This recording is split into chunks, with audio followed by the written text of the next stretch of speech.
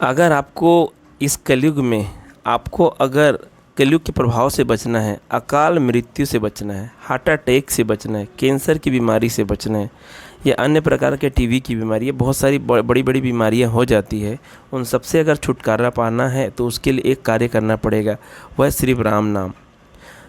दूसरी बात, आपको जीवन में किसी भी तरह का आपके साथ एक्सीडेंट की घटनाएं नहीं होगी। आप चाहे बाइक में हो, चाहे कार में हो, चाहे ट्रेन में हो, चाहे फ्लाइट में हो, हवाई जहाज़ में, किसी भी जगह हो, आप अगर राम नाम जप रहे हैं तो आपके साथ अनहोनी नहीं होगी। ये पूरा विश्वास और श्रद्धा के साथ मैं आपको बता रहा हूँ, और आपको भी पूरी श्रद्धा और विश्वास के साथ नाम को जप करना है कि मैं नाम जप रहा हूँ या नाम जप रही हूँ, और मेरे साथ मेरे प्रभु मेरा हित करेंगे, अनहित नहीं करेंगे। मेरा जो भी करेंगे प्रभु मेरे लिए अच्छा करेंगे, और आपके साथ अच्छा ही होगा। क्योंकि जहाँ भगवान पे जो भरोसा करता है उनका भरोसा और मान रखते हैं, और भरोसा उनका तोड़ते नहीं हैं। काम है सिर्फ भरोसे की, और भाव की ज़रूरत है। तो आप ये ज़रूर करिए, और आपके लाइफ में, आपके जीवन में किसी भी आपके पास कोई भी शत्रु, कोई भी दुश्मन, कोई बैर आपके प्रति दुश्मनी रखता है, आपको मारने की घात रखता है, चाह रखने वाला जो भी व्यक्ति है, ये सब ख़त्म हो जाएगा। दुश्मन भी आपसे हाथ मिलाएगा, आपको ही वो राम राम बोलेगा। ये सब होगा राम नाम के प्रताप से। पूरे श्रद्धा विश्वास के साथ जपे। आज मैं आपको एक सच्ची घटना बताने जा रहा हूँ। यह सच्ची घटना जो है बहुत पुरानी है, जो मैंने किस संत के वाणी से मैंने सुनी थी। यह कथा सुनने के बाद आपको दृढ़ विश्वास हो जाएगा, राम नाम के प्रति आपका भाव बढ़ जाएगा। यह बहुत पहले की बात है। एक नगर में एक सेठ जी हुआ करते थे, और एक संत की बात है, सेठ और संत की बात है। संत जो है नगर नगर में जा कर के 5 जगह भिक्षा मांगते थे। भिक्षा बोलो, चाहे मतलब बोला जाए कि वो पंडित थे वो, तो उनको जो है 5 लोग जो जितना मिल जाता था उतना वो अपने घर ले आते थे, और मंदिर में जो है वो पूजा वगैरह करते थे, और जितना मिलता था उससे ही भगवान को पहले भोग लगाते थे, उसके बाद वो उसको ग्रहण करते थे। क्योंकि पंडित जी का मानना था, और ये बातें सत्य है, जो पंडित जी ने कहा एकदम सत्य है। हम कोई भी खाना जो है, कोई भी जिससे भगवान को भोग लगाया जाता है उससे आप खा सकते हैं। मतलब पहले भोग लगाए कोई भी सामान को, मतलब कोई भी वस्तु जो होती है जो खाने का, पहले हम भोग लगाए भगवान को कि हे भगवान। एक मंत्र है जो मैं आपको बता रहा हूँ आज। आओ भोग लगाओ मेरे जय श्री राम, पूरब पश्चिम उत्तर दक्षिण चारों दिशाओं से आओ मेरे जय श्री राम। ऐसा भोग लगाओ मेरे जय श्री राम, सब अमृत बन जाए मेरे जय श्री राम। इस अमृत को जो कोई पावे जीवन सफल हो जाए मेरे जय श्री राम। तो मैंने तो आपको भोग लगाने का ये मंत्र आपको बता दी। तो इस तरह से आप भोग लगाएंगे मंत्र बोल करके, तो भगवान जरूर उस प्रसाद को ग्रहण करते हैं। और जो प्रसाद भगवान पाते हैं, ये विश्वास के साथ कि पहले हम जैसे भी हमने भाव से लगाते हैं भोग ना, तो उसको स्वीकार करते हैं। और जब प्रसाद बन जाता है तो वो अमृत के समान हो जाता है, और अमृत कभी विष का काम नहीं करता है। तो पूरे श्रद्धा और विश्वास के साथ आप भगवान को भोग लगाएं, फिर वो अमृत बन जाएगा, फिर आप उसको ग्रहण कर सकते हैं। और रही बात जिनको लगता है कि मंत्र नहीं बोल पाऊंगी या नहीं बोल सकता, तो कोई बात नहीं, नॉर्मल सा है, यह बोल सकते हैं, हे प्रभु श्री राम, मैं आपको ये भोग आपको अर्पित कर रही हूँ या कर रहा हूँ, आप स्वीकार कर लीजिए। उसके बाद फिर इस प्रसाद को मैं ग्रहण करूँगी। पहले आप प्रभु, चाहे वो सेब खा रहे हो, चाहे पोहा खा रहे हो, चाहे रोटी खा रहे हो, चाहे चावल खा रहे हो, चाहे किसी जगह गए हो, आप किसी होटल में गए हो वहाँ भी खाना खा रहे हो, कोई बात नहीं, थोड़ा सा पानी आचमन कर लीजिए और खा लीजिए। खाने की बात है, आचमन खाने को करना है। होटल में खाना खा रहे हैं तो आचमन कर ली। अगर फल खा रहे हो तो कोई बात नहीं, फल को पहले उनको आप एक अनुभव करें कि पहले भगवान आप भोग पालो, उसके बाद इस प्रसाद को मैं ग्रहण करूँगा। इस तरह से आपको ये भाव रखना है। उसके बाद उसको आप प्रसाद के रूप में खाओगे तो जीवन में कभी भी विश्वास के साथ कभी आपको रोग पीड़ा तो नहीं होगी। और बाई द वे रोग भी हो गया तो हमारे पास तो सबसे बड़ा ताकत है ना भाई, भगवान राम का नाम, उसको जपना ही है आपको। और जप रहे हो तो ऐसे भी रोग नहीं आएंगे, है ना। और जो नहीं जप रहे हैं तो आपका भी काम है, उनको आप समझा सकते हो, आप बता सकते हो कि बेटा ये आपको ये कार्य करना है। कोई बात नहीं, अगर तुम ये नाम नहीं जप करते या ऐसा कुछ भी है तो उससे बचने का उपाय समाज को भी आप बता सकते हो, क्योंकि समाज को जो भी समझाएगा बताएगा उसका तो कल्याण होगा ही, साथ में उस बताने वाले का उससे ज़्यादा कल्याण होता है। ये सत्य बात है।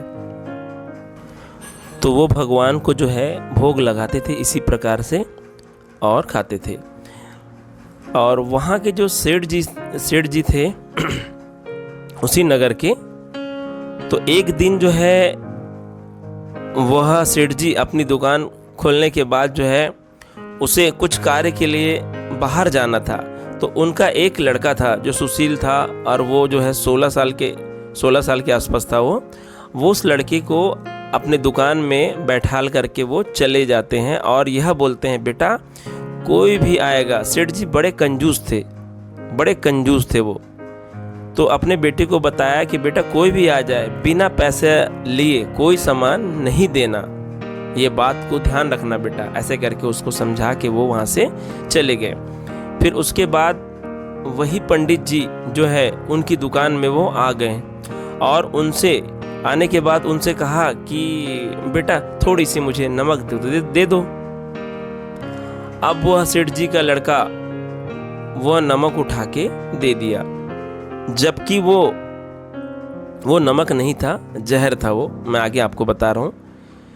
फिर वो वहाँ से वो नमक लिए और लेने के बाद जो है बिना पैसे के दे दिए, क्योंकि वो पंडित थे, तालाब के किनारे में मंदिर है, वहाँ पे वो बैठते थे करके। तो फिर उसके बाद में वो पंडित जी नमक लिए और चले गए। और फिर कुछ देर के बाद 1 से 1.5 घंटे के बाद वो सेठ जी आए और सेठ जी आने के बाद पूछे, बेटा अभी तक मैं छोड़ के गया था 1-1.5 घंटा, क्या बेचा, कैसे बेचा? तो उसने बताया, हाँ मैंने तो ना एक पंडित जी आए थे तो मैं उनको ना नमक दिया। तो सेठ जी बोले, कहाँ से दिया नमक, दिखा तो देखे कि वो ढक्कन खुला हुआ था और जहाँ से वो नमक समझ के जो है वो जहर था, जो पॉइजन होते हैं, जो कीड़े वगैरह मारने की दवाई है, बहुत सारी कुछ होती है, उस टाइप की चीज़ें थी। तो वो माथा पकड़ लिए सेठ जी और उसके बाद बोले कि बेटा कौन था, कैसा था? वो बोले वो तालाब के पास बैठते नहीं है वो महाराज जी, वो बिना चप्पल जूते के दौड़ते भागते चल गए कि कोई अनर्थ ना हो जाए, वो तो जहर दे दिया, कोई अनर्थ ना हो जाए, कोई जहर दे दिया, मतलब वो जहर दे दिया करके। फिर उसके बाद पंडित जी पूरा कंप्लीट मतलब कर चुके थे, वो बनाने की तैयारी वगैरह कर चुके थे और वहीं से वो आवाज़ लगा रहे थे, पंडित जी जो मैं नमक मेरा बच्चे ने दिया था वह नमक नहीं है, विष है, वो जहर है, आप उसे मत खाना। वो मतलब हाथ पे रखे थे, देख लिया पंडित जी ने, वो भोग मतलब प्रसाद पाने ही वाले थे। तो फिर पंडित जी के पास हाँपते वो जो है सेठ जी पहुंच गए। अब पहुंचने के बाद बोले कि भाई साहब इसको मत खाओ, इसमें जहर है, मेरे बच्चे ने जिसको नमक समझ के दिया है वो जहर है, आप मत खाओ। तो पंडित जी को विश्वास था कि मैं जो भोग भगवान को लगा दिया हूँ अब तो मैं उसको ग्रहण करूँगा ही, चाहे कुछ भी हो। और हमेशा ऐसी हुआ है कि मैं जब भी कोई भोग भगवान को लगाता हूँ उसको मैं बिना ग्रहण किए नहीं रहता, मैं ग्रहण करूँगा। अब विष हो चाहे कुछ हो, जो है प्रभु देख लेंगे। ऐसे करके पूरे श्रद्धा और विश्वास के साथ उसने उनके सामने ही ग्रहण कर लिए। अब उसके बाद सेठ जी अपने माथे पे हाथ रख के बैठ गया, ये तो खा लिए, अगर कुछ भी होगा, इन्हें कुछ हो जाता है, पूरी बदनामी पूरे मुझ में गाँव में होगा, मैं बदनाम हो जाऊंगा और मैं बर्बाद हो जाऊंगा, मुझे पुलिस पकड़ के ले जाएगी। यह करके वो सोच के वहीं बैठ गया। अब मन में यह सोचा, चलो ठीक है, इन्होंने खा तो लिया, अब अगर कुछ होता है, उल्टी होती है या कोई प्रॉब्लम होता है, तो मैं तुरंत गांव वाले को बुला के इनको लेके जाके इनका हॉस्पिटल में इनका इलाज वगैरह करवा दूंगा, जिससे ये ठीक हो जाए। यह विश्वास से उसी जगह बैठ गए। अब वो पंडित जी मानने के लिए तैयार ही नहीं कि मेरे प्रभु के रहते मुझे कुछ नहीं होगा करके। वो विश्वास था अपना। वहाँ पे बोरिया बिस्तर लगाए और पंडित जी वहीं मतलब जो है मंदिर पे ही वो सो गए। अब ये सेठ जी बड़े उदास परेशान थे कि कैसे होगा, क्या होगा। सोचते ये भी वहाँ पे वो मंदिर पे ही सो गए। सवेरे जब पंडित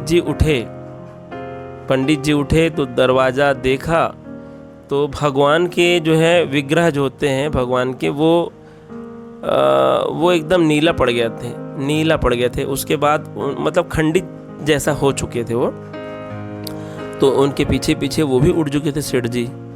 तो जब देखे कि ये तो पूरा नीला पड़ गए हैं, तो वो बड़े आश्चर्य हुए और बड़े एकदम सोचने लगे कैसा चमत्कार है, क्या हुआ।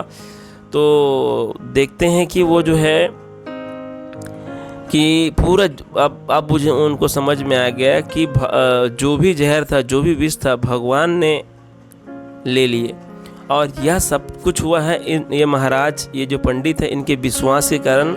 जिस तरह से शंकर भगवान ने राम का नाम लेकर के विष को अपने गले में धारण कर लिया, उसी तरह एक भक्त के मान के लिए और भक्त के विश्वास के लिए भगवान ने पूरा विष को जो है अपने ऊपर धारण कर लिया कि मेरे भक्त को कुछ ना हो। तो उस दिन के बाद से सेठ जी ने उनके चरण में गिर गए। उस पंडित जी के चरण में गिरने के बाद जो है वो क्या किए, वो पूरा अपना जितना भी कारोबार था सब जो है अपने बीबी और बच्चों के हाथ में सौंप दिए, क्योंकि उन्होंने राम नाम का चमत्कार देख लिया था ना कि ऐसा हुआ करके, उनको विश्वास हो गया। फिर उसके बाद में जो है अपने बच्चे और बीबी के दोनों हाथ में मतलब जो है सौंप दिए दुकान को, जितना कारोबार था। और सौंपने के बाद उसी पंडित जी से सेठ जी गुरु दीक्षा लिए और उनके शरण में गिरने के बाद बोले, आप जो आज्ञा दे प्रभु, मैं उसी आपके जैसा ही विश्वास में बनना चाहता हूँ। आपके जैसा, जिस तरह आपको विश्वास है आपके भगवान के प्रति, उसी तरह मुझे भी ऐसा बनाओ कि मैं भी भगवान के प्रति मेरा विश्वास हो जाए। तो पंडित जी ने उनको सारी बात बताई और अपने जैसा उसको अपना शिष्य बना के पूरी ज्ञान की बातें बताई। अब धीरे धीरे सब राममय हो गए। वो तो हो सेठ जी हुए, उनके बच्चे, उनके परिवार, और वो कार्य नहीं करते थे, अब वो पंडित जी के साथ में कार्य में लग गए, भगवान की सेवा करने, लोगों को, समाज को जागरूक करने के लिए वो लग गए। तो इस कहानी का अर्थ ये है, आप लोगों को बताना चाहता हूँ मैं, इस कहानी का अर्थ ये है, भाव और विश्वास के साथ आप जो भी चीज़ करेंगे विश्वास होना चाहिए। अगर विश्वास डगमगाना नहीं चाहिए आपका कि जो होगा मेरे साथ अच्छा होगा, मेरे प्रभु जो करेंगे मेरे साथ अच्छा करेंगे, तो आपके साथ अच्छा ही होगा। आप किसी का भरोसा मत करना कि संसार में किसी का भरोसा, आपने सुना होगा भरोसा एक दूजा कोई नहीं, हर मूवी में यही बताया जाता है, हर सॉन्ग में आप कहीं ना कहीं सुने होंगे। तो आप पहला ही होना चाहिए, दूजा नहीं होना चाहिए। संसार में आपका कोई भी कठिन से कठिन कार्य हो, आप भगवान को सौंप दो, आपका देखो कार्य कैसे नहीं होगा। तो भाइयों बहनों, आपने देखा किस तरह एक पंडित जी जो है भरोसा किए और उनका विष भगवान ने ले लिया। दोस्तों, इन वीडियो के जरिए हम आप तक यही संदेश पहुंचाना चाहते हैं कि मानव जीवन की सबसे बड़ी पूंजी है, अगर कुछ है तो वह सिर्फ राम नाम है। राम नाम जपिए, कल्याण जरूर होगा। कथा अच्छी लगी हो तो कमेंट में जय श्री राम लिखना मत भूलिएगा, जिससे दास का मनोबल लगातार बढ़ता रहे और अच्छे प्रेरणादायक वीडियो आपको प्रस्तुत करता रहूं। आपसे निवेदन है, अगर आपके पास भी राम नाम का कोई भी अनुभव हो या कोई भी आपके साथ चमत्कार हुआ हो, कोई चमत्कार कुछ भी हुआ हॉस्पिटल से संबंधित या कुछ भी आपको लगता है, तो आप हमारे वॉइस के माध्यम से व्हाट्सएप में जो है आप अपना जो भी है अनुभव शेयर कर सकते हैं। आप शेयर करें और हम आपके अनुभव के अनुसार से हम उस पर वीडियो बनाएंगे और वीडियो बना के हम लोगों को जागरूक करेंगे, उनका विश्वास बढ़ाएंगे। और जितना विश्वास बढ़ेगा आपका तो कल्याण होगा ही, उनका भी कल्याण होगा। आप जो है आपके साथ इस तरह की कोई भी घटनाएं हुई हैं, आप ईमेल के माध्यम से भी बता सकते हैं। आपको लगता है कि मैं लिख सकता हूं, तो आप लिख के भी डाल सकते हैं। तो जो आपका अनुभव होगा हम उस पर वीडियो बनाएंगे। इससे समाज का कल्याण होगा, समाज को भरोसा होगा भगवान के प्रति। तो आप लोग हमारा जो उनके साथ अनुभव हुआ हो वो शेयर करें, हमारा इस कार्य में सहयोग प्रदान करें। बस आपसे यही निवेदन है।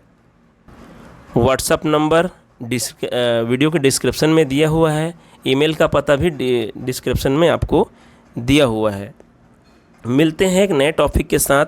हम जल्द ही एक और श्री राम नाम की महिमा को बताने के लिए चमत्कारी वीडियो के साथ वापस आएंगे। सभी को मेरे तरफ से जय श्री राम, जय हनुमान, जय श्री राम, जय हनुमान।